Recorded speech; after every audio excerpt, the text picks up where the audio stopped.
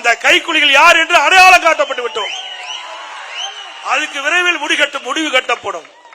சில பேர் அனைத்து இந்திய அண்ணா திராவிட முன்னேற்ற கழக ஆர்சி கவிழ்ப்பதற்கு எதிர்த்து ஓட்டு போட்டாங்க.